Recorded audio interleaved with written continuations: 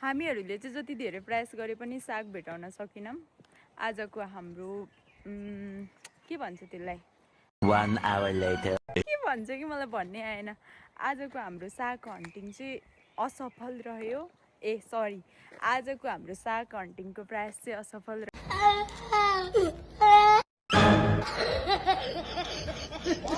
रह्यो। अनि हामी चाहिँ घर फर्किँदैछौँ। पछाडि एकजना हाम्रो खतरनाक भ्लगर आउँदै हुन्छ।